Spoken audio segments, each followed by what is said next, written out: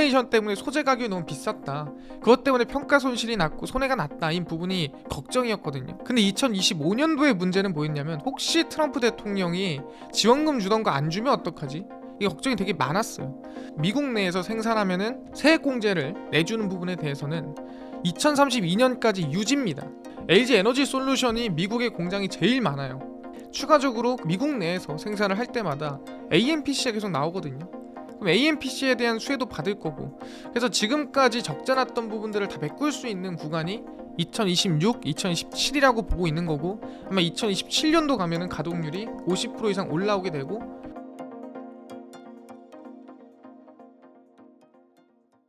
안녕하세요. 오늘 인터뷰 진행을 맡은 김혜은입니다. 오늘은 반도체, 2차 전지, 제약 바이오주까지 지금 흘러가는 흐름 어떻게 봐야 하고 어떻게 대응해야 하는지 김동석 대표님과 함께 이야기 나눠보도록 하겠습니다. 대표님 안녕하세요. 반갑습니다. 네, 간단하게 소개 좀 해주세요. 네, 반갑습니다. 온더블 투자자문의 김동석 운용력이라고 하고요. 여러분들한테 좀 중요한 얘기들, 좋은 얘기들 많이 전해드리러 왔습니다. 네, 대표님, 2025년 이제 하반기 코스피 지수를 이제 리딩한 영역이 아무래도 반도체가 아닐까 싶은데 그 원인이 뭐라고 생각하실까요?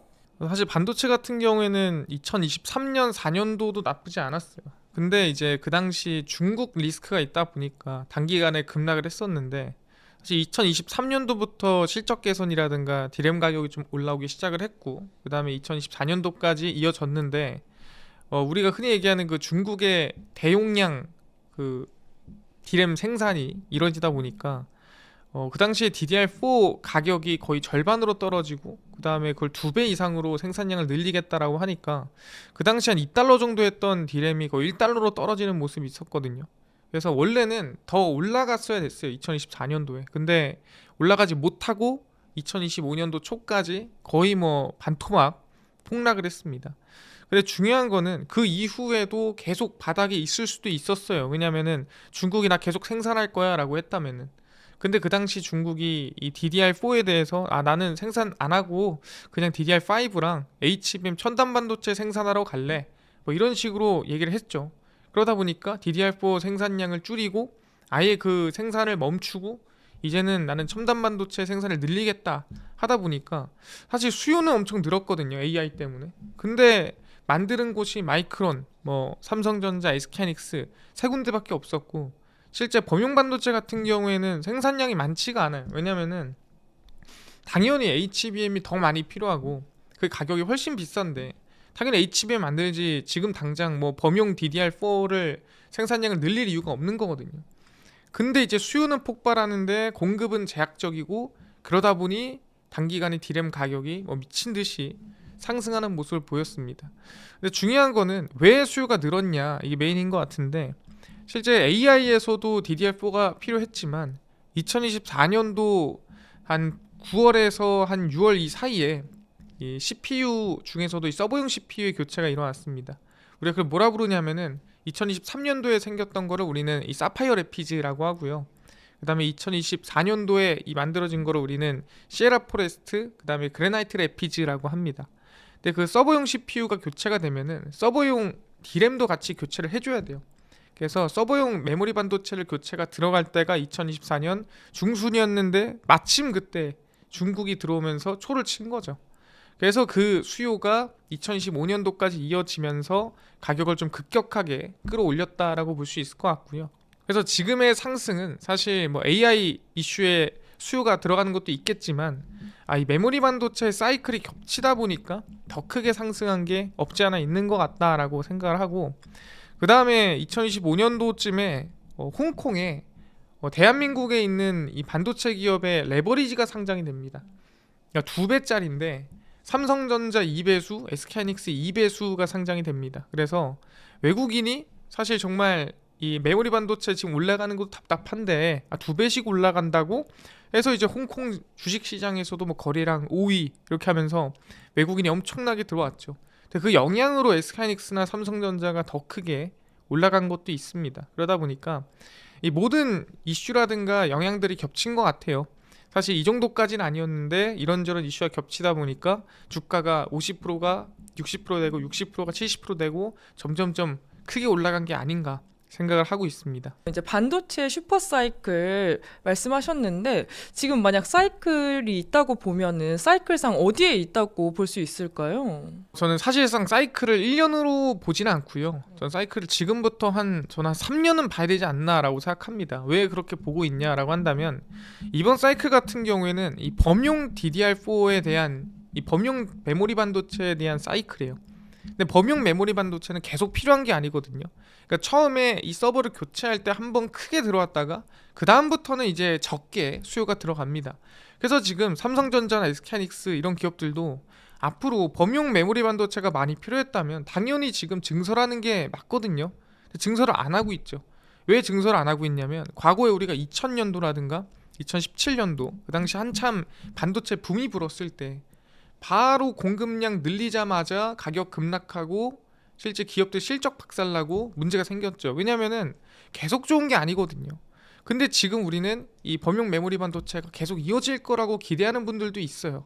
근데 그게 이어지진 않고 이제는 범용 메모리가 앞으로는 첨단 메모리로 이어갈 겁니다. 그렇게 되면은 지금 이제 디램 가격이 막 계속 오른다. 오늘도 오르고 내일도 오르고 한다고 해서 제가 봤을 때 시나리오 상에서 이 계속 기업 가치가 상승한다 보기는 어려울 것 같고 제가 봤을 때는 한 내년 초쯤에는 한번 흔들릴 수도 있을 것 같아요. SK하이닉스나 삼성전자가 왜 그러냐면은 과거 우리가 사이클을 봤을 때 디램 가격이 오른다고 해서 기업 가치가 따라오르는 거는 사실 끝까지 가지 않거든요.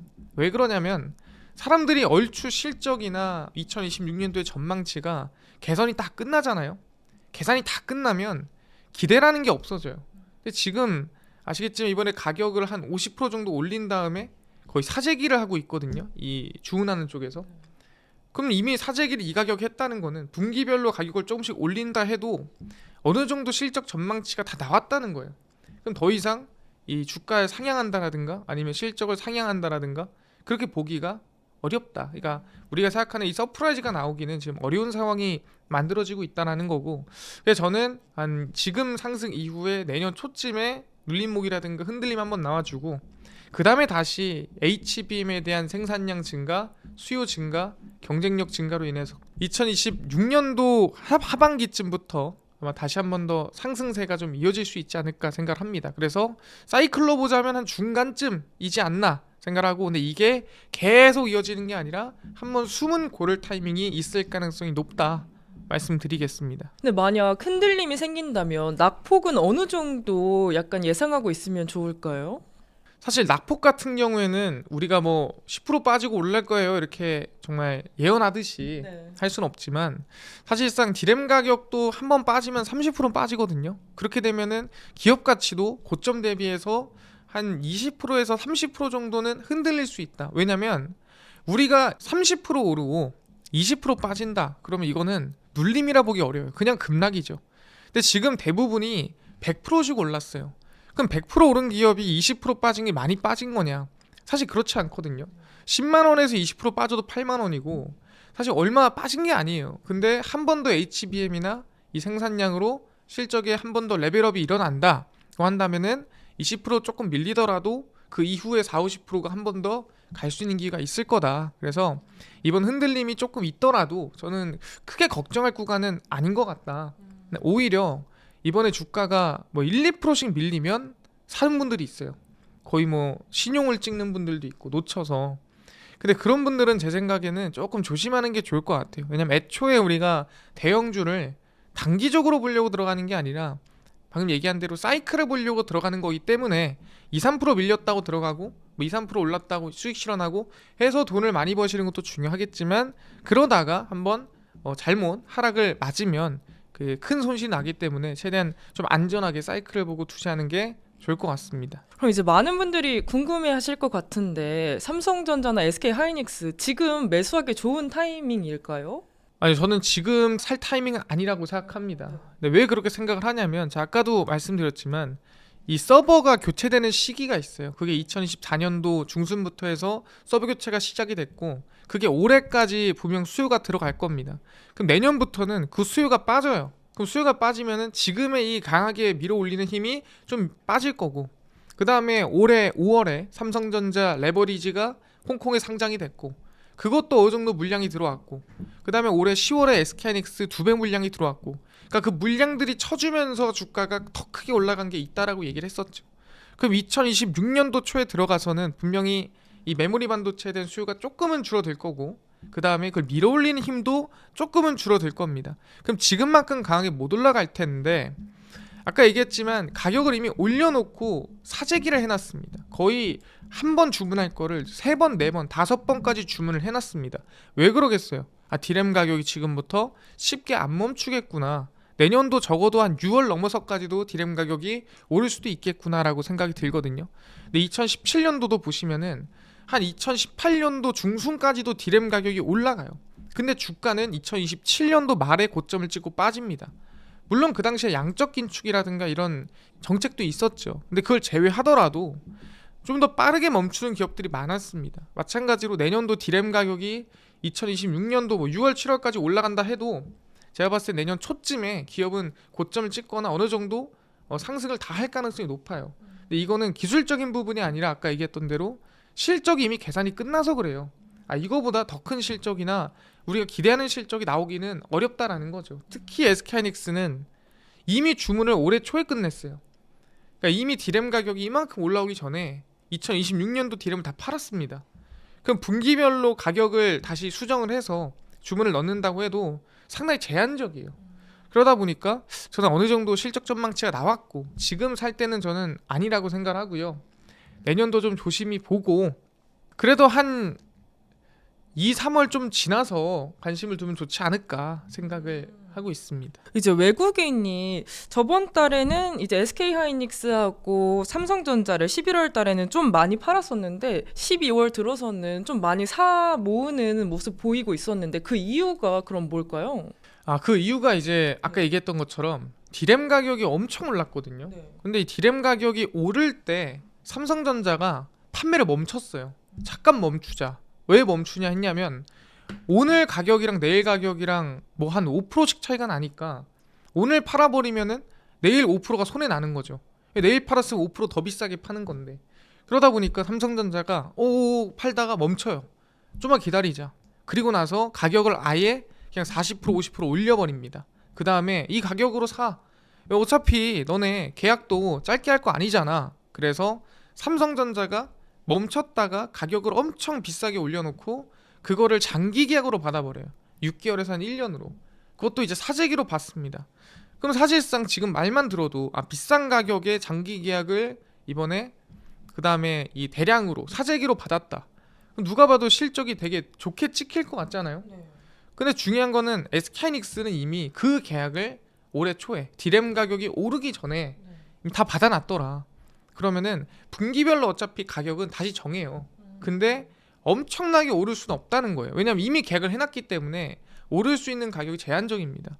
그러면은 우리가 실적 서프라이즈 가능성으로 봤을 때 SK하이닉스냐 삼성전자냐, 그러면은 삼성전자 확률이 훨씬 더 높아지고 있다는 거죠. 그리고 사실상 삼성전자는 반도체도 있겠지만 최근 들어서 사실 스마트폰이 상당히 좋거든요. 분위기가. 그 폴드라고 하죠. 갤럭시 이 폴드 여러 이 접히는 거 확인해 보면은 정말 얇습니다. 특히 이번에 트라이폴드를 확인해 봤는데도 정말 얇아요. 그래서 삼성전자는 이 반도체 부분에서도 서프라이즈가 기대가 되지만 그 추가적인 이 파운드리도 있겠지만 뭐 스마트폰 부분에서도 기대가 있다 보니까 SK하이닉스는 이번에 외국인 한 번에 많이 들어왔기도 했고 정말 좀 과하긴 하다라는 부분에서 아마 서프라이즈가 좀 기대가 되는, 오히려 실적 성장이 더 커질 수도 있겠다라고 생각되는 삼성전자의 외국인 매수세가 좀 몰린 게 아닌가 생각합니다. 그럼 대표님은 이제 반도체 1위 나중에는 누가 될 거라고 생각을 하실까요? 반도체 관련해서 사실 이게 제가 볼 때 종류별로 좀 다를 것 같아요. 어떤 느낌이냐면 이제 첨단 메모리 반도체로 본다면 HBM으로 얘기해 볼 수 있잖아요. 근데 HBM은 전 결국에는 먼 미래에, 단기간 1, 2년을 얘기하는 게 아닙니다. 먼 미래에 일단은 삼성전자가 좀 이기지 않을까 생각을 합니다. 왜 그렇게 생각하냐면 우리가 HBM3E까지는 우리가 보통 디램을 쌓고 나서 밑에 베이스 다이라는 걸 깔지를 않았어요. 베이스 다이가 뭐냐면은 위에 메모리를 책임지는 두뇌 같은 역할을 하는 약간 받침대라 생각하시면 돼요. 근데 그 베이스 다이를 삼성전자는 자체적으로 만들어서 자체적으로 조립할 수 있습니다. 근데 SK하이닉스는 베이스 타일을 맡겨서 주문한 걸 받아가지고 조립을 해야 돼요. 그러면은 지금까지는 그게 필요 없다 보니까 경쟁력이라든가 단가 부분에서 SK하이닉스가 좀 높았고 효율도 좋았어요. 근데 당연히 외부에서 만들어서 끼는 것보다 내가 만들어서 끼는 게 효율이 더 좋겠죠. 단가도 훨씬 더 쌀 거고. 그렇다고 한다면은 지금 사실 성능 부분에선 저는 결국에는 거의 비슷해질 거라 보거든요. 결국엔 시간이 지나면은. 그럼 그렇게 된다면은 삼성전자가 HBM4 뭐 4E, 5E로 넘어갈수록 조금 더 가격 경쟁력 부분이나 좀 더 나아질 수 있지 않을까 좀 개인적으로 생각하고 있습니다. 근데 엔비디아의 이제 SK 하이닉스는 HBM4를 양산하고 이제 수주를 넣었다고 들었는데 아직 삼성전자는 계속 콜 테스트를 반복하는 입장이잖아요. 그래서 삼성전자 주주분들은 이제 언제 들어가나 이렇게 많이 고대를 하고 계실 것 같아요. 그럼 언제쯤이면은 SK 하이닉스랑 삼성전자가 그 간격 차이를 좁힐 수 있을지 어떻게 생각하실까요? 이제 우리가 좀 생각해봐야 되는 게 이번에 엔비디아의 GPU를 얘기했잖아요. 네. 그 B200이란 말이에요. 네. 근데 그 B200이 그냥 우리가 이렇게 무슨 메모리 꽂듯이 꽂히는 게 아니라 B200은 B200 두 개랑 그다음에 그레이스 CPU 한 개 해서 세 개가 세트로 들어갑니다. 그래서 GB200이라고 얘기를 해요. 그럼 GB200을 또 너무 성능이 부족하니까 그거를 72개를 엮어요. 그래서 그게 NVLink 72입니다. 그래서 B200 GPU 72개랑 그레이스 CPU 36개 이렇게 이제 AI가 좀 많이 필요하다 그러면 그렇게 엮어서 쓰거든요. 그럼 거기에 HBM 몇 개 들어갈까 좀 고민을 해봐야 되겠죠. 거기에 HBM 몇 개 들어가냐면 HBM3가 576개가 들어갑니다. 그러니까 B272개 HBM3가 576개예요. 근데 루빈까지도 8개입니다. 근데 루빈 이후에는 8개일까요? 우리가 블랙의 이전에 호퍼가 6개였어요. 6개, 8개입니다. 그럼 앞으로 10개, 12개 더 늘어날 거고 그러니까 결국에는 생산량은 늘어날 수밖에 없고 우리가 주문받는 거를 절대 이 단일로 받지 않아요. 왜냐하면 갑질당합니다. 잘못하면. 우리가 메모리 반도체를 마찬가지로 앵커님도 예를 들어서 계속 어디 가서 과일을 산다고 했을 때 그 과일 사장님이 앵커님이 여기 와서만 과일을 산다는 걸 알면 과일 가격 계속 올릴 수도 있어요. 어차피 딴 데 가서 못 사잖아. 그러면은 내가 좀 올려도 되잖아. 근데 과일 가게를 여기저기 돌아다니신다. 그러면은 조금 더 뭐 덤도 주고 아니면은 좀 좋은 얘기도 해주고 아니 가격도 좀 깎아주고 많이 사면 그런다라는 거죠. 마찬가지로 메모리 반도체도 어쨌든 SK하이닉스가 아무리 좋아도 결국에는 이 수주 받는 곳을 두 군데나 세 군데 넓혀놔야 서로 긴장도 하고 경계도 좀 하고 한다는 거죠. 근데 아까 전에 얘기한 대로 지금 당장에서는 뭐 퀄 테스트를 통과 못하냐 또는 오래 걸리냐 하겠지만 시간이 지나면 결국에는 퀄리티는 비슷해질 거예요. 하지만 거기서는 이제 단가 경쟁이 진행이 될 거고 이 단가 경쟁에서 아마 길게 봤을 때는 삼성전자가 좀 더 유리한 방향이다. 좀 이렇게 말씀을 드리는 거죠. 그럼 얼마나 걸릴까요? 얼마나 걸리냐라고 네. 한다면 사실 이 SK하이닉스가 삼성전자보다 한 1, 2년 정도 더 열심히 했어요. HBM을. 왜냐면 삼성전자가 HBM 안 만들고 그냥 D램 단일 칩으로 해도 되는 걸 뭐하러 만드냐. 사실 그랬었거든요. 그러다가 뒤늦게 좀 쫓아온 느낌이라서 그래서 한 1, 2년 정도 더 걸리지 않을까 생각을 하고 있는데 뭐 정말 단전에 힘을 다하면 왜냐면 이번에 삼성전자의 사업지원실이라고 해서 우리 과거에 미래전략실이라고 하죠. 예, 그게 새로 생겼어요. 이번에 원래는 TF팀으로 있다가 공식 부서로 올라왔습니다. 뭐 그렇다고 한다면 그래도 조금 이제 속도를 박차를 갈 수 있지 않을까라는 기대감을 가져봅니다. 그럼 이제 반도체 관련해서 가장 주목할 만한 이슈가 있다면 뭐가 있을까요? 사실 반도체에서 우리가 뭐 당연히 관심을 가져야 되는 부분은 메모리 반도체긴 한데 아까 얘기했던 대로 이 삼성전자 SK하이닉스가 무한대로 올라간다라고 생각하는 건 조금 무리가 있다. 근데 그 이유에 대해서는 아까 다 설명드렸지만 메인은 제가 전기예요. 2026년도에 과연 그 반도체를 다 받아줄 만한 전기가 있느냐. 그러니까 사람들이 자꾸 AI를 많이 쓰면은 반도체가 많이 들어가겠네? 그럼 반도체 실적 무한대로 올라가고 반도체는 계속 성장하겠네? 이렇게 생각한단 말이에요. 근데 중요한 거는 그 AI에서 메모리 반도체가 필요 없어. 또는 GPU가 필요 없어. 이게 중요한 게 아니라 필요한데도 불구하고 전기가 없어서 못 꽂는 상황이 생긴다라는 거예요. 근데 지금부터도 이미 좀 생기는 게 미국의 전기세가 13%, 15% 이렇게 올라가요. 전기세 인상이 말이 안 됩니다. 지금 유가가 바닥이에요. 유가가 오르지 않는데 전기세가 오르고 있다? 그 뜻은 그 지역에 데이터 센터가 너무 많아지니까 그 전기가 수요는 많은데 공급은 너무 일정하니까 가격이 올라가 버리는 겁니다. 그렇게 되면은 실제 이 전기세가 상승하고 인플레이션이 만들어지고 전기는 더 공급해야 되는데 공급 못하고 있는 그런 상황이거든요. 우리가 원전을 어쨌든 지어야 될 거 아니겠습니까? 근데 원전 짓는데 엄청 오래 걸려요. 그래서 이번에 다 죽어가던 원전을 살리고 있는 게 현재 미국이에요. 그 정도로 전기가 부족해요. 그러면 지금 AI가 얼마나 데이터 센터랑 이 메모리 반도체가 필요한지 또는 GPU가 필요한지 이게 중요한 게 아니라 그냥 그거를 필요한 만큼 당장 지을 수 있을까? 최근에 나오는 오라클에 대해서 나오는 얘기가 이런 얘기죠. 데이터 센터가 미뤄지면 어떡하지? 그러니까 2027년도라고 했다가 2028년이 되고 8년이 했다 9년이 되고 그래서 지금 우리가 계획한 것보다 늦어지면 어떡하지? 근데 늦어지는 이유는 수요가 없는 게 아니라 전기가 부족하다. 제가 봤을 때 여러분들은 이 메모리 반도체에 대한 수요를 계산하기보다는 그냥 그걸 받쳐줄 수 있는 전기가 될까? 국내도 중요하지만 지금 미국이 메인이거든요. 제가 봤을 땐 그게 상당히 좀 걱정이다. 저 이렇게 말씀드립니다. 아, 그럼 AI 버블론이 이제 계속 꺼졌다 올라왔다 한 이유도 약간 전력 관련 이슈 때문에 그런 거라고 생각을 하면 될까요? 사실 버블이라는 거는 와 이게 이렇게 올라가? 그러니까 아예 이 올라가는 이유에 대해서 납득을 할 수가 없어요. 그게 버블입니다. 근데 지금은 버블이 아니에요. 왜냐면은 이 버블이라는 거는 너무 많이 양산이 되고 너무 많이 수요가 늘어나고 말도 안 되게 폭발을 해야 되는 건데 지금은 수요가 많은데도 불구하고 전기가 부족해서 못 만드는 거는 버블이 아니라 그냥 병목 현상이라고 얘기를 하는 거죠. 우리가 너무 몰리니까 이거를 이제 쳐낼 만한 전기가 부족한 거예요. 그러다 보니까 제가 봤을 때는 이 병목은 이 버블로 가는 그냥 중간 단계라 보는 게 맞고요. 실제 버블은 설명할 수가 없어야 돼요. 삼성전자가 왜 올라가요? 그러게요. 이래야 돼요. 이게 버블이죠. SK하이닉스 왜 올라가요?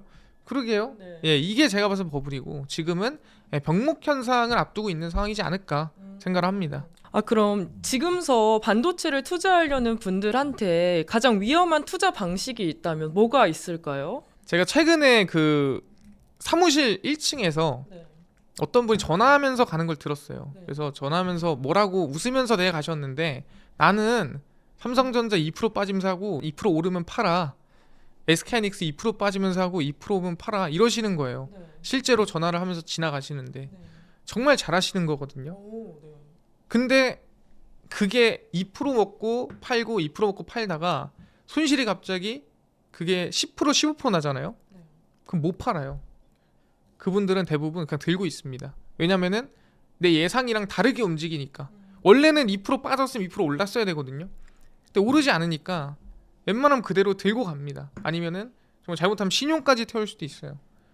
그래서 저는 웬만하면 그걸로 단기 매매보다는 아까 얘기한 대로 사이클로 보고 좀 매매하는 게 맞는 것 같다라고 생각하고요. 단타를 할 거면은 저는 이 반도체로 하는 건 조금 아니지 않나, 조심할 때다 말씀드리겠습니다. 네, 2차 전지 관련 섹터가 이제 오랜 기간 조정을 받았었는데 그 조정을 받은 이유 뭐라고 생각하시나요? 사실 우리가 모든 신기술이 나오게 되면은 다들 좀 기대감을 많이 가집니다. 근데 비싸잖아요. 그러면은 괜찮네 하다가도 좀 많이 이 관심이 떨어져요. 근데 전기차도 마찬가지거든요. 이 전기차가 처음 나왔을 때 좀 많이 관심을 가졌어요. 왜냐면은 전기로 간다고? 전기로 가면 기름 넣을 필요도 없겠네, 이런 생각을 했었죠. 근데 처음 나온 전기차는 키로수도 멀지 않고 그 다음에 비싸기도 했습니다. 그래서 그 당시에는 뭐 대부분 가격이 막 1억 이러다 보니까 전기차가 신기하긴 하지만 그렇게 쉽게 접근할 수 없는 자동차였고, 지금이야 우리가 테슬라가 좀 시장에 많이 깔려있다라고 하지만 그때도 테슬라는 좀 비쌌어요. 그러다 보니까 관심이 좀 떨어졌는데 제일 중요한 건 뭐였냐면은 2차 전지가 조정을 겪은 이유는 실적이 안 좋아서예요. 실적이 안 좋아서가 관심이 떨어지니까 실적이 안 좋아지지, 그게 아닙니다. 우리가 기억해봐야 되는 게 2021년도, 2022년도가 어떤 시기였냐면 인플레이션이 엄청 심할 때였습니다. 2020년도에 돈을 미친 듯이 풀어요. 양적 완화를 무제한으로 하고 돈이 미친 듯이 풀리니까 사람들이 부의 효과라고 하죠. 돈이 많이 생기면 당연히 돈을 쓰는 거예요. 돈을 많이 쓰니까 실제 거기에 대해 물가에 영향을 주고 물가에 영향 주니까 물가가 뛰어버리죠. 근데 그때 생긴 돈은 일을 해서 번 게 아니에요. 그냥 지갑에다가 넣어준 지원금입니다. 그러다 보니까 그 돈이 유지가 되나요? 유지가 안 되죠. 초반에 들어온 거 다 쓰고 없으면은 안 쓰는 거예요. 그러다 보니까 인플레이션이 확 터지고 난 다음에 안 쓰니까 실제 인플레이션 나오는데 수요는 떨어지고 경기 침체가 생기는 상황이 만들어진 거죠. 근데 중요한 거는 그 인플레이션이 나오면서 그 당시 2차 전지 소재들도 다 끌어올렸습니다. 그 당시에 뭐 니켈, 코발트, 그다음에 뭐 우리가 흔히 알고 있는 망간 다 끌어올렸어요. 그러다 보니까 배터리를 만드는 가격이 원가 자체가 엄청나게 올라갔습니다. 리튬 이런 것들이. 그래서 그 당시에 뭐 예를 들어 100만 원에 만들 수 있었다라고 한다면 2023년도 넘어가면서 실제 우리가 뭘 하죠? 2022년도에 금리 인상, 양적 긴축을 진행을 하면서 인플레이션을 잡으려고 돈을 다 빨아버리죠. 그다음 어떻게 됩니까? 원자재 가격이 전체적으로 하락을 해요. 뭐 철강부터 시작해서 유가부터 전체적으로 빠지게 되고, 그럼 당연히 배터리 소재 가격들도 다 하락해요. 아까 얘기했던 리튬, 니켈, 코발트, 망간 이런 것들이. 그러면은 배터리 원래 100만 원에 만들었던 게 이제부터는 50만 원이면 만들 수가 있는 거죠. 그렇게 되면은 기존에 100만 원에 만들었던 배터리들을 다음 연도에 넘어가서는 우리가 재고평가 확인을 합니다. 뭘 확인하냐면 지금 얘가 얼마냐?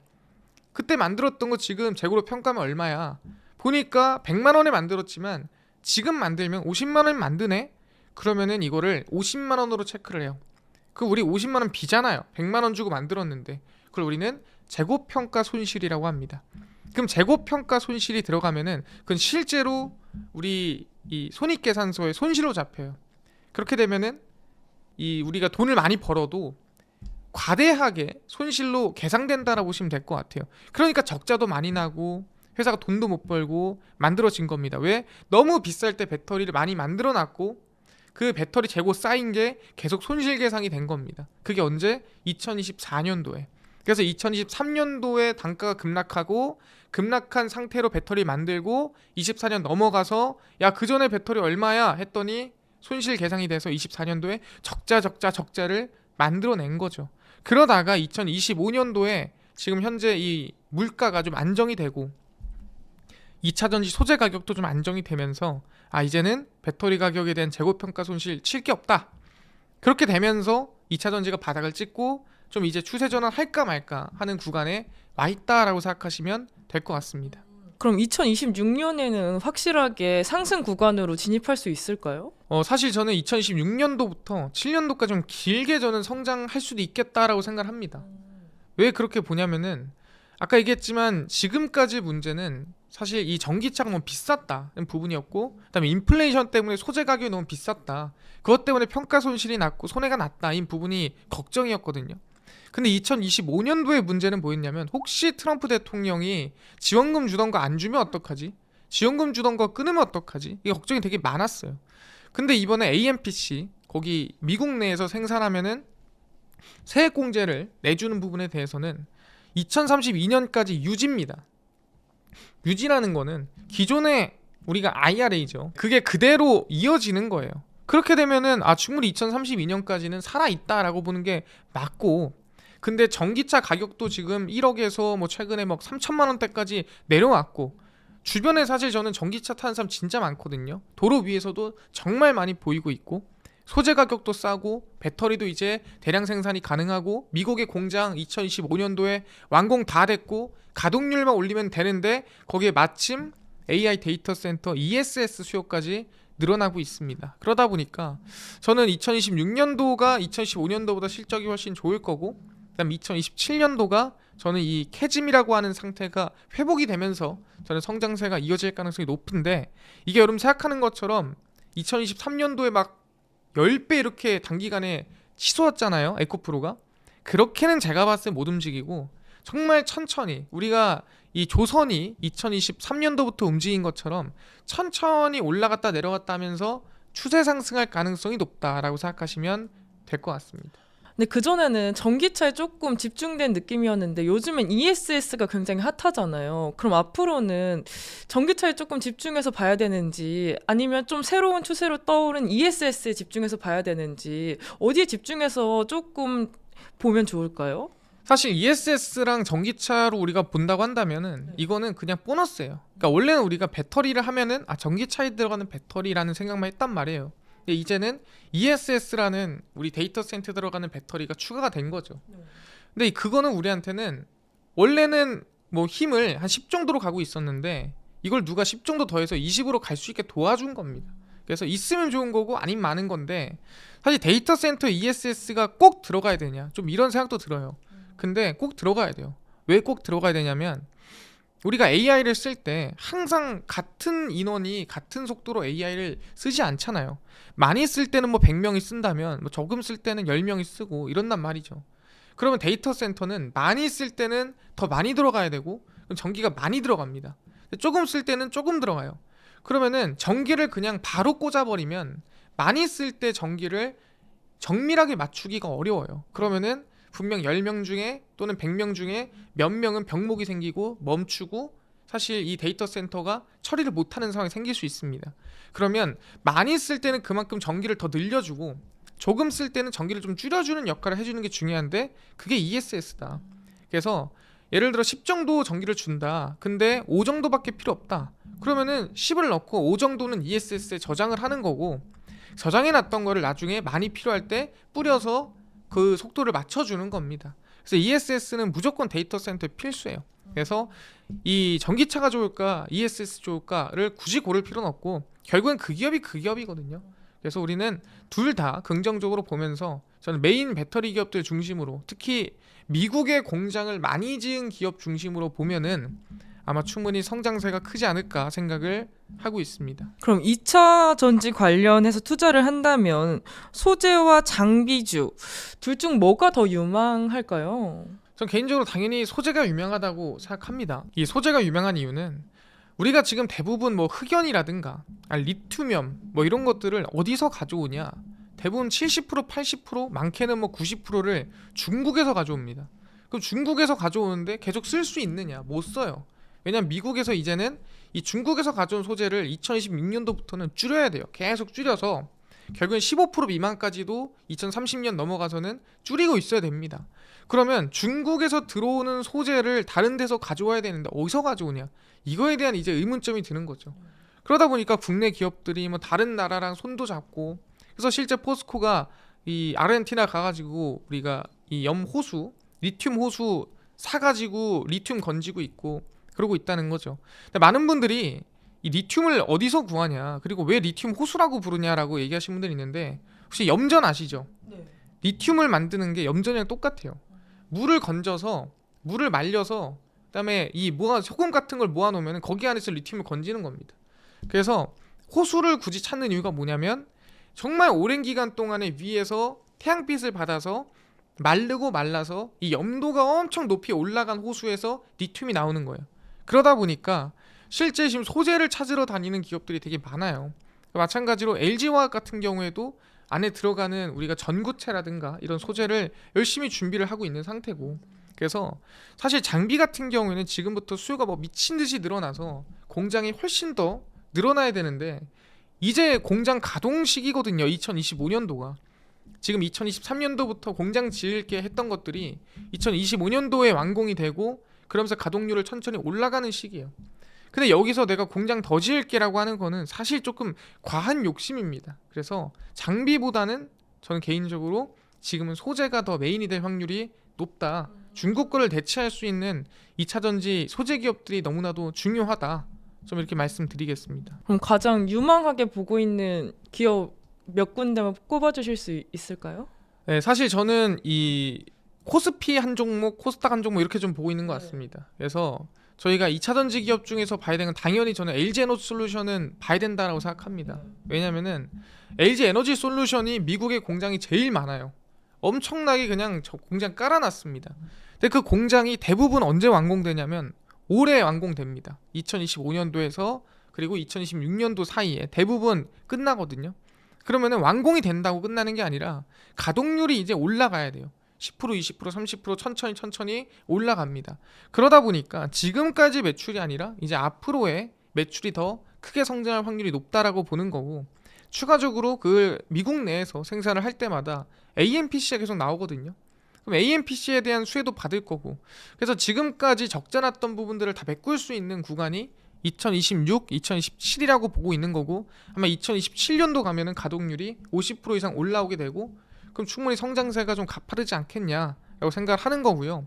현재 우리가 전기차에 대한 수요가 아까 얘기한 비싸서 못 샀고, 그 다음에 이 전기차에 대한 인프라도 좀 부족했고 이런 것들이 있었는데, 요새는 전기차 인프라가 정말 잘 돼 있어요. 웬만한 데서는 다 전기차 충전이 가능합니다. 웬만한 아파트에서도 다 충전을 할 수 있게끔 만들어져 있고요. 그러다 보니까 이제는 일반 차 사는 것보다 전기차 사는 게 좀 더 싸고 효율적인 시대가 왔다. 제가 물어봤는데 전기차 사는 친구한테 또 전기차에서 다시 그 가솔린으로 돌아온다고 하면 돌아올래? 하니까 자기는 절대 안 돌아온대요. 그리고 야, 너도 타지 마 이러는 거예요. 그래서 왜 타지 마 하니까 자기만 타고 싶대요. 그래서 실제 전기차로 넘어간 사람들 중에 후회하거나 좀 불만을 가진 사람이 몇 없어요. 전 충분히 지금 구간에서는 이 배터리를 가장 미국 내에서 많이 생산하고 그러면서 실적이 크게 받을 수 있는 기업이 LG 에너지 솔루션이다라고 생각하고요. 그 다음 기업 한 개는 저는 삼성 SDI를 보고 있습니다. 왜 그러냐면 삼성 SDI는 이미 유상증자를 한번 크게 때렸어요. 1조가 넘게. 사실 이 2차전지 기업들은 유상증자를 크게 한 게 제가 봤을 때는 그게 마지막 악재거든요. 왜냐면 지금까지 계속 적자 내고 돈이 없다 보니까 그걸 버티기가 어려웠는데 유상증자를 함으로써 마지막 돈 수급 수요를 하고 그 다음부터 이 성장을 기다리고 있는 상태입니다. 삼성 SDI 같은 경우는 유럽에서 배터리 이 생산도 하고 있고 미국 내에서도 이제 공장 완공하고 양산이 들어갑니다. 근데 중요한 거는 삼성 SDI가 삼성 디스플레이의 대주주예요. 삼성 디스플레이는 비상장이거든요.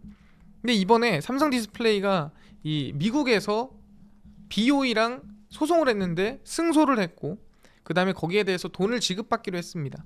그러다 보니까 실제 BOE는 그렇게 비용을 지급을 하면은 단가가 안 맞아서 이번에 아마 미국 경쟁에서 많이 떨어질 거예요.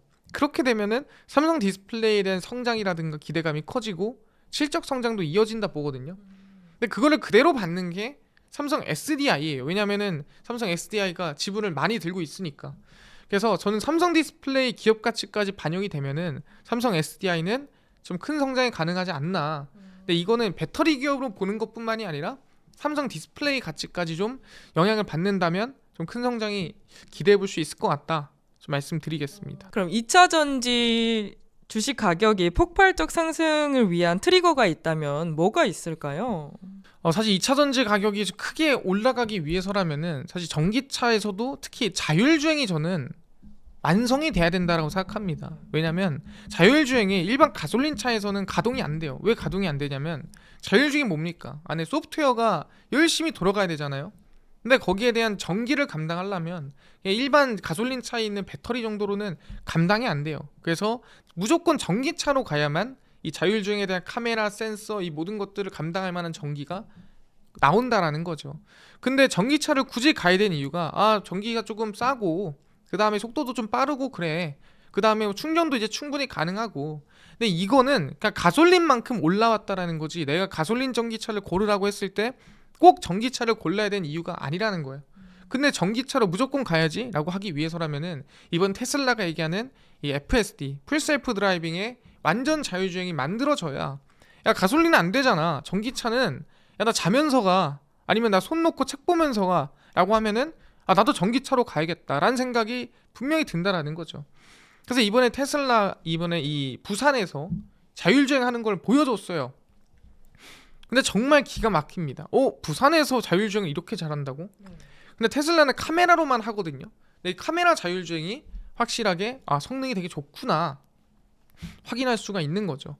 카메라 자율주행이 좋다고 얘기한 이유가 라이다로 받아들이는 정보랑 카메라로 받아들이는 정보랑 이게 데이터가 다르잖아요. 그럼 그거를 융합해서 만드는 과정이 더 오래 걸리고 오히려 카메라로만 봐서 카메라로 확인하고 AI로 분석해서 결론 내리는 게 훨씬 빠르다. 그래서 테슬라가 AI가 상당히 긍정적이고 자율주행이 잘 되고 있는 것 같다 이런 말이 나오고 있거든요. 그래서 제가 봤을 땐 전기차에서 메인은 내년도 상반기에 테슬라의 사이버캡 대량 생산이 들어간다 했거든요. 근데 과연 진짜로 그 말을 지키고 사이버캡 대량 생산이 나올까? 사이버캡은 아시겠지만 내가 손을 대지도 않는 이 완전 자율주행 자동차고 내가 일하는 동안에는 우버 택시 하고 와라. 알바 시킬 수 있는 자동차가 사이버캡이에요. 과연 그게 진짜 될까? 그게 된다면 전기차에 대한 수요는 저는 크게 폭증한다 생각하고요. 그 내년도 초에 또 엔비디아랑 현대차랑 손을 잡은 자율주행, 완전 자율주행까지는 아니지만 거의 3단계에 준하는 자동차가 나오거든요. 완벽한 양산까지는 아니지만 출시가 됩니다. 그렇게 되면은 그 현대차의 자율주행 능력이라든가 전기차에 대한 수요를 알아볼 수 있을 것 같습니다. 그래서 이 자율주행의 완성도에 따라 전기차에 대한 수요가 크게 폭증하냐 아니면은 적당히 올라가냐 달라질 것 같다 말씀드리겠습니다. 그럼 이제 단기 급등이 오면 차익 실현해야 되는 것과 이제 앞으로 장기 보유해야 되는 진정한 성장주를 구분하는 기준이 있다면 뭐가 있을까요? 사실 최근에 우리가 2차전지 단기적으로 올라오는 기업들을 보면은 다 이름이 무슨 리튬 뭐 이런 기업들이 있어요. 네. 특히 이제 금양 같은 기업은 원래 배터리를 만드는 기업이 아니거든요. 그러니까 2차전지 시장이 너무 좋으니까 나도 한번 해봐 해가지고 이 참여하는 기업이 되게 많았어요. 그래서 저는 그런 기업들은 아마 제가 보다 물려있는 분들이 많을 거예요. 근데 그런 거는 그냥 본전이 안 오더라도 조금 올라오면 그건 빠르게 차익 실현하고 나와야 돼요. 그러니까 차익이 아니죠. 손절이라도 하고 나와야 됩니다. 왜 그러냐라고 한다면은 아까 얘기한 대로 진짜 메인 2차전지 시대로 되면은 장난으로 2차전지 하고 있는 기업들은 크게 못 오를 거예요. 근데 지금이야 분위기가 휩쓸려줬을 때 움직이면은 빠르게 저는 정리하고 나오는 게 맞다 보고, 길게 우상향하고 가져갈 기업은 진짜로 공장이 있고 양산이 되고 주문을 넣고 수주를 받고 있는 기업들. 최근에 여러분 딱 보면 알잖아요.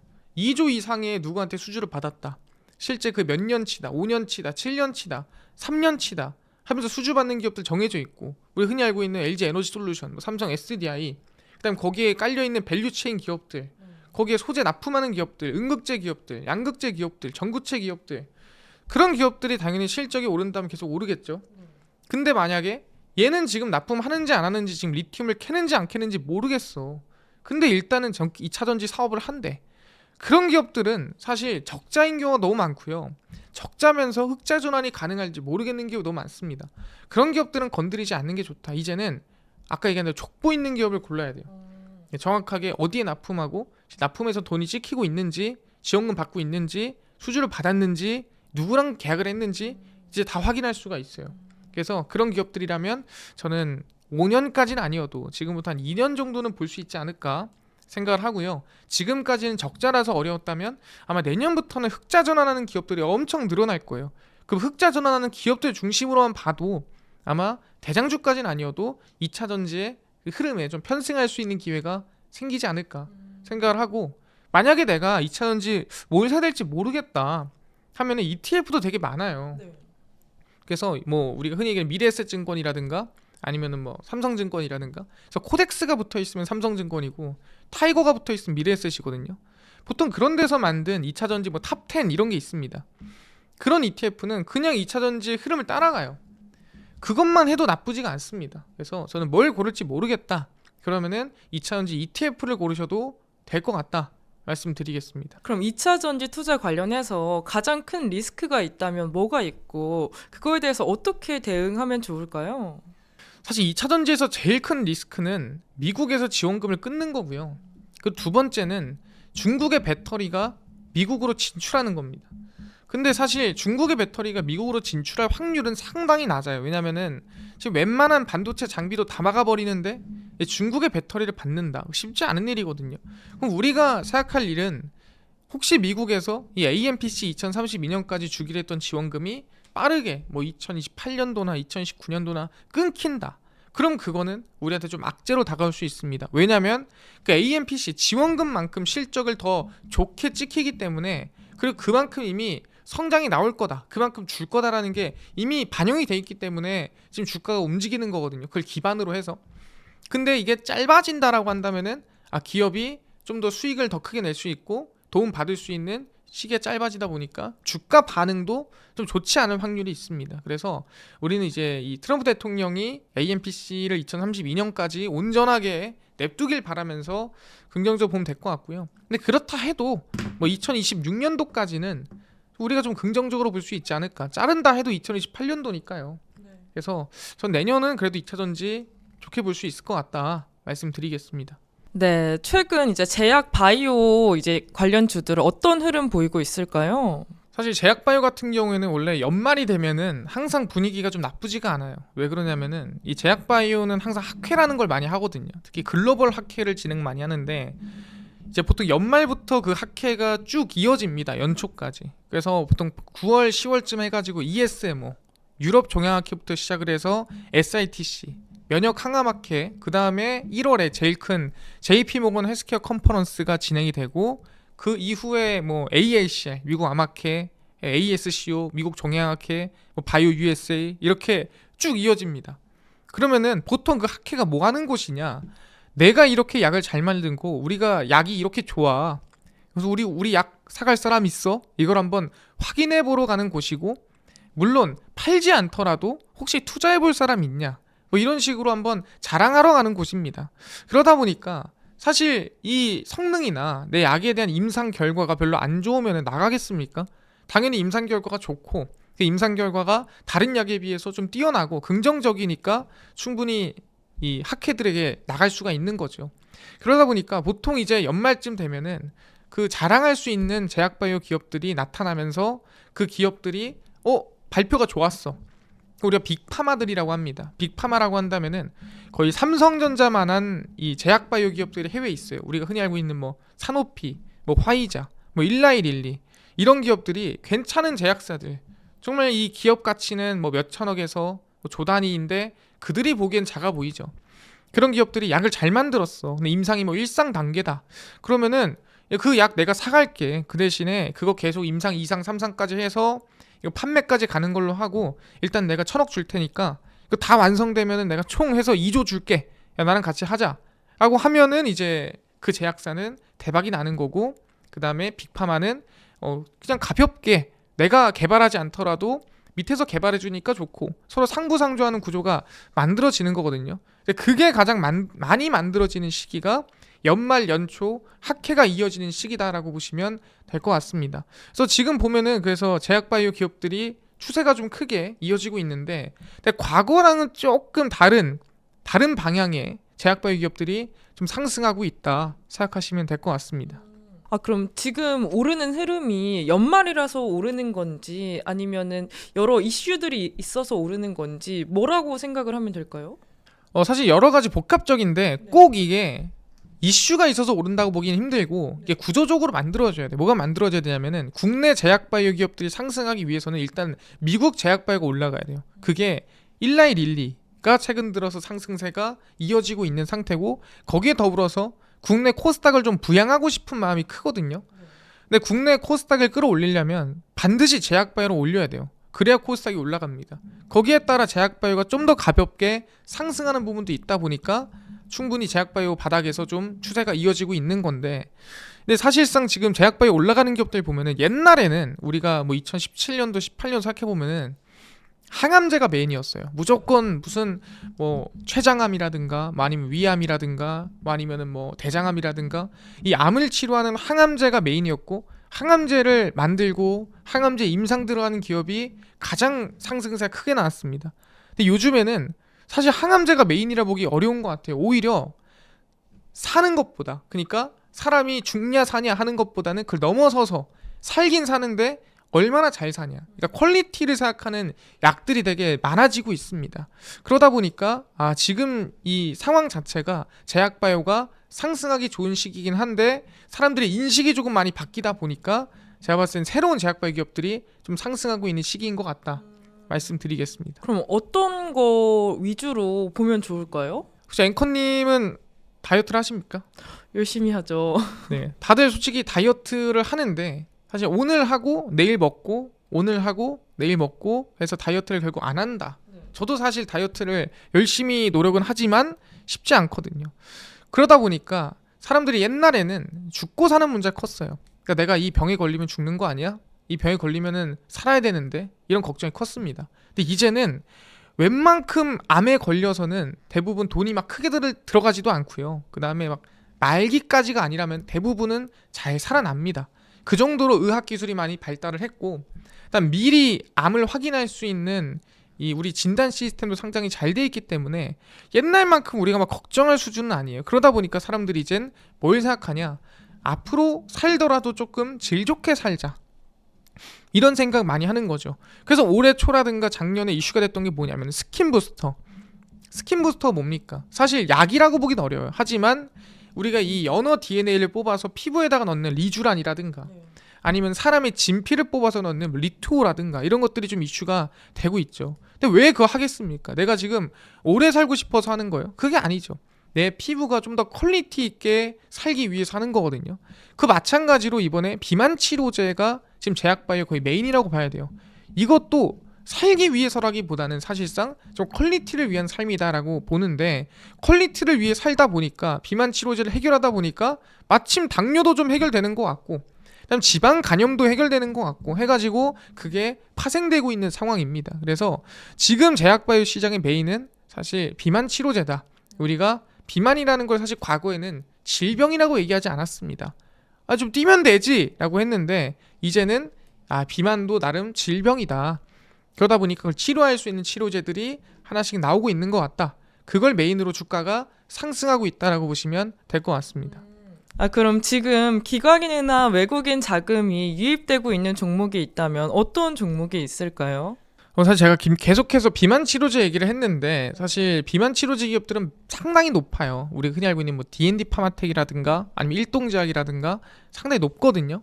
근데 그 기업들을 제외하고 최근에 조금 이슈를 받았던 제약바이오 기업이 있습니다. 그게 뭐냐면 바로 삼성바이오로직스, 삼성 에피스 홀딩스예요. 최근에 인적 분할을 하고 재상장을 했습니다. 근데 삼성 에피스 홀딩스가 더 크게 상승이 나아지고 있어요. 저는 지금 시장 분위기가 신약 개발을 하고 신약 개발하면서 기술 수출하고 거기에 대한 기대감이 크다 보니까 삼성 에피스 홀딩스가 주가 상승이 좀 크게 나오는 게 아닌가 생각을 하는데, 사실 메인은 저는 삼성바이오로직스라 생각하거든요. 왜냐면 이번에 인적 분할한 이유를 알아야 돼요. 그 이유는 삼성 에피스 홀딩스 안에 있는 삼성 바이오 에피스가 바이오 시밀러 하는 기업이에요. 그러니까 약에 대해서 복제를 하는 기업입니다. 근데 삼성 바이오로직스가 뭐 하는 기업이에요? 이 빅파마 제약사들이 나 대량 생산해줘 하면서 맡기는 기업이에요. 나 대량 생산해서 맡기는데 자회사가 복제하는 기업이야. 그러면 내 거 맡겼다가 특허 끝나자마자 얘네가 복제하면 어떡해? 라는 생각이 드는 거죠. 그러다 보니까 아예 기업을 분리하자. 그래야 빅파마들도 바이오로직스한테 맡길 때 걱정 안 하고 그렇게까지 안 떨고 차라리 그냥 이 삼성바이오로직스 CDMO에 집중할 수 있는 거 아니냐. 그래서 인적 분할을 한 겁니다. 그래서 삼성 바이오에피스 5년 동안 미국 상장도 안 하고 삼성 바이오로직스 현물 출자 유상증자도 안 하고 다 안 하겠다. 정말 이거는 기업 가치를 위한 행동이다라고 하긴 했어요. 물론 나중에는 하겠죠. 5년 뒤에는 상장하겠지만 일단 지금은 삼성 바이오로직스를 위해서 인적 분할을 하겠다라고 얘기를 한 겁니다. 그럼 그렇게 보면은 이 삼성 에피스 홀딩스보다는 삼성 바이오로직스에 대한 긍정적인 흐름이 나올 확률이 높은 상황이거든요. 왜 그렇게 보냐라고 한다면 우리가 보통 삼성 에피스 홀딩스 돈 벌잖아. 근데 그 돈이 다 삼성 바이오로직스가 주는 돈이었어요. 그래서 영업이익이 항상 중복이었고 삼성 바이오에피스가 추가해주는 실적이 없었습니다. 매출은 좀 있었지만 영업이익은 있지 않았어요. 그래서 삼성 바이오로직스가 지금 기업 가치가 6.5대 3.5로 나눠졌지만 영업이익은 그대로입니다. 그럼 뭐냐? 기업 가치만 저는 저평가된 상태로 내려왔다 볼 수 있는 거고, 그렇게 된다면은 얘는 지금부터 추가적인 성장이 나와줘야 전에 적어도 기업 가치만큼 올라가줘야 6.5면 지금부터 한 3-40%는 올라가줘야 원래 기업 가치 수준 가는 거 아니냐, 뭐 이런 생각을 해볼 수가 있는 거죠. 그러다 보니까 저는 지금 많은 분들이 뭐 이미 올라가 있는 기업을 고르기보다는 정말 이번에 인적 분할하면서 기업 가치가 자동으로 저평가돼 버린 기업에 관심을 좀 둬야 되지 않을까 생각을 하고 있습니다. 또 이제 삼성 바이오로직스가 또 미국의 그 생물보안법 관련해서도 수혜를 받을 수 있다고 들었는데, 그럼 생물보안법 관련해서도 또 삼성 바이오로직스 말고 수혜를 받을 수 있는 관련 종목들 뭐가 있을까요? 그렇죠. 생물보안법이 상당히 중요한 게 이제 CDMO라고 해서 주문 제작을 하는 거죠. 근데 그 우시바이오로직스라고 중국에서 이 주문 제작하는 기업에 맡기지 마라 얘기를 한 거죠. 근데 그 생물보안법이 아직 통과된 건 아니고요. 이 통과가 올해 안에 뭐 될 거다 또는 통과가 이제 조만간 진행이 될 거다 이런 얘기가 나오고 있는 거죠. 사실 말 나온 지는 진짜 오래됐어요. 근데 중요한 거는 어쨌든 간에 그 중국에 맡기는 거를 누군가에다 맡겨야 되는데 그 맡길 만한 데가 삼성바이오로직스가 있고 또 추가 한 군데가 있다고 한다면은 ST팜이 있다라고 생각하시면 될 것 같습니다.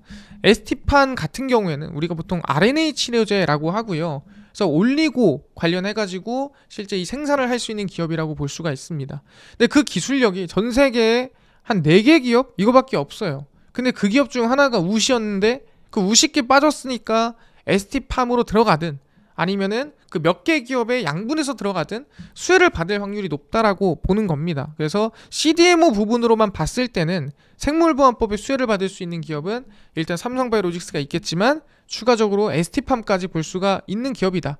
특히 ST팜 실적을 보면은 되게 긍정적이고 이번에 공장까지도 이번에 늘려놨기 때문에 아마 생산량 부분도 상당히 늘어날 확률이 높다 생각을 하고 있습니다. 근데 바이오 기업들은 늘 스토리와 실적 사이에 약간의 괴리감이 있잖아요. 그래서 이게 진짜 나중에 실적에 반영될 수 있는지 걱정이 되는데 이게 반영이 되는 게 맞는지 확실하게 알 수 있는 방법이 있을까요? 사실 제약바이오는 실적이 당장 이게 되겠다 안 되겠다를 알 수 없는 게 과거 신라젠을 기억해보면은 그 당시 팩사백이 뭐 기술 수출해가지고 얼마를 하면은 뭐 기업가치 이 약가치가 2조가 넘는다 그렇게 해서 10배 갔거든요. 근데 지금도 마이너스 200억 300억 적자예요. 그러니까 중요한 거는 제약바이오는 지금 당장에서 실적으로 이어지냐 안 이어지냐는 알 수가 없습니다. 근데 적어도 이 약이 지금 시장에서 경쟁력이 있는 건가?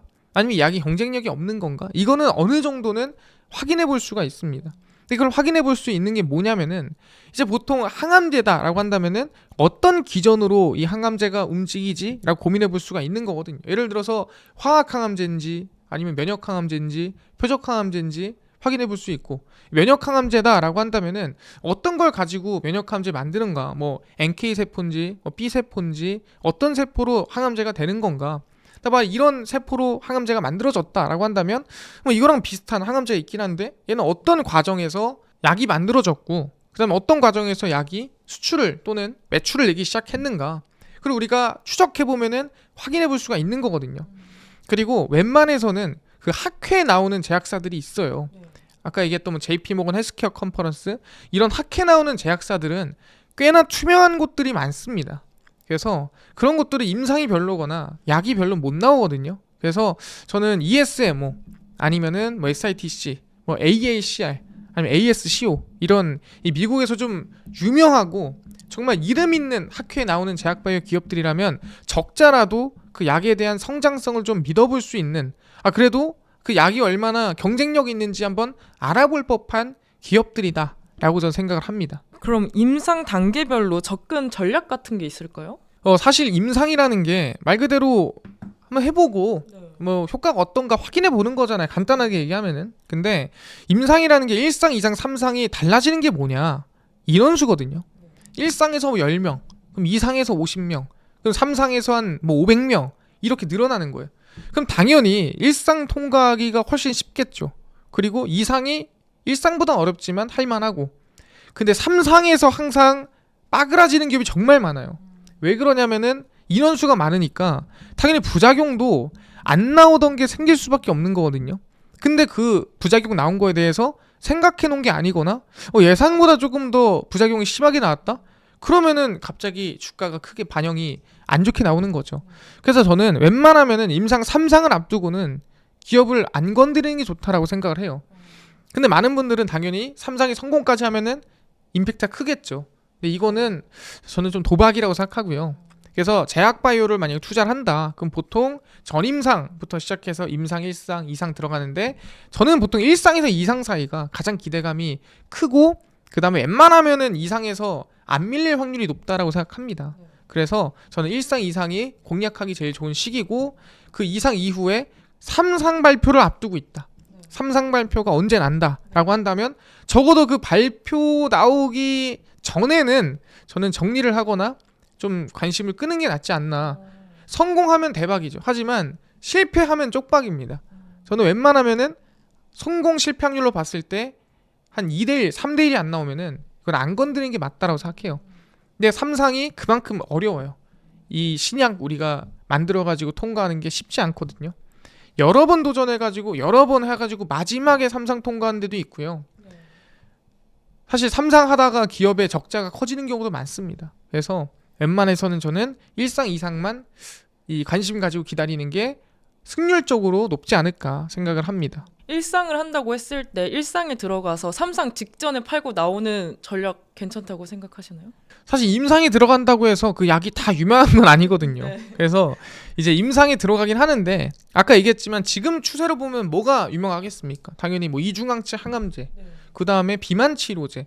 근데 비만 치료제 중에서도 지금 관심 많이 갖는 거는 이제 이 장기 지속형. 그러니까 지금 일주일에 한 번씩 맞는다. 그러면 이제는 뭐 한 달에 한 번 맞게 되는 거.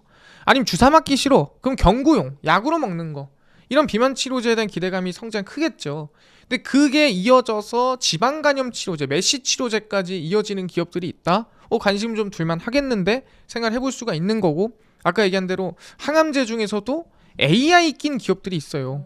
AI로 유전체 분석해가지고 이 사람의 희귀 질환이 지금 어떻게 치료가 되는지 또는 희귀 질환이 뭐가 있는지 유전자를 분석해가지고 확인하는 그런 기업들도 많거든요. 그래서 AI 낀 기업들, 이런 애들은 사실 임상이 들어간다 그러면 기대감이 엄청 커지죠.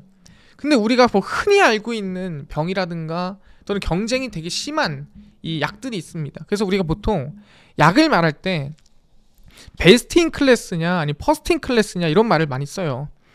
베스트 인 클래스란 말은 지금 나온 약 중에 제일 좋아요. 이게 베스트 인 클래스고, 퍼스트 인 클래스는 세계 최초.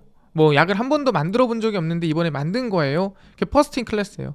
그래서 지금 이 약이 과연 퍼스트 인 클래스인가 베스트 인 클래스인가를 확인하고 공략을 한다면 경쟁이 좀 심한가 아니면 심하더라도 해볼 만한가, 시장이 큰가 어떤가 한번 확인해보고 1상 2상을 관심을 가져보면 좋지 않을까 생각을 해봅니다. 바이오 관련 섹터들은 조금 변동성이 심하잖아요. 그래서 언제 매수를 하고 매도를 해야 되는지 조금 헷갈리는데 대표님만의 매수 매도 타이밍이 있을까요?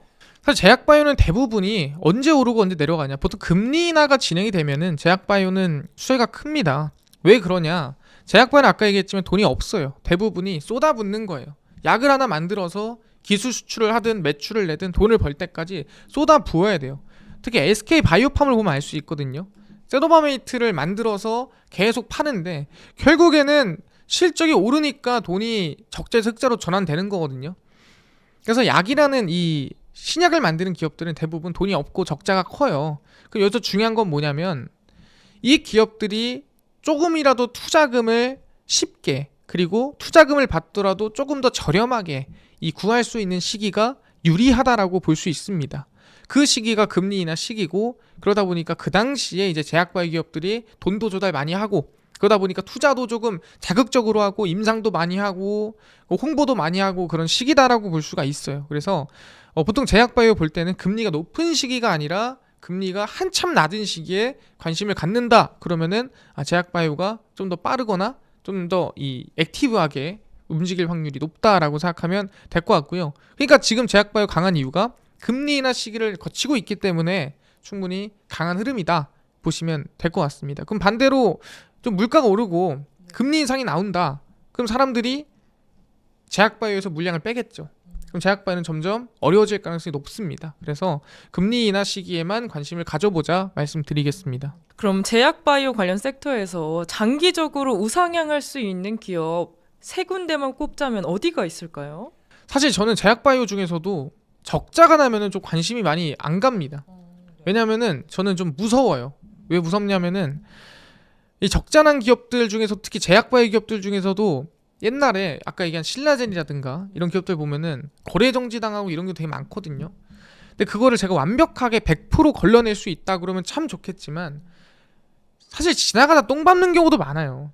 그냥 안 밟으려면 그래도 실적이 나오고 있는 기업들 중심으로 보게 됩니다. 그래서 아까 얘기한 이 삼성바이오로직스라든가 ST팜이라든가 얘네들은 신약을 만드는 기업은 아니지만 충분히 이 약의 주문을 받아서 대량 생산을 하고 거기에 따라 실적을 내는 기업들입니다. 근데 아까 이 트럼프의 방향성과 맞아요. 트럼프의 생물보안법으로 중국을 제외하고 한국이 대신 차라리 그 물량을 받아라 하는 방향과 맞기 때문에 그 방향대로 본다면은 꼭 신약을 개발하지 않고 꼭 임상에 들어가지 않더라도 충분히 CDMO만으로도 성장세가 좀 크게 이어질 수 있겠다 생각을 하고 있습니다. 그래서 여러분들도 제약바이오 투자할 때 나는 실적이 조금 안 좋으면은 걱정된다 그러면은 실적 좋은 쪽으로 가면 됩니다. 신약 개발하지 않고 그냥 주문 제작 받는 기업들 중심으로 보면은 도움되지 않을까 생각을 합니다. 그럼 마지막으로 2026년 제약바이오 관련 섹터 전망 어떻게 보고 계실까요?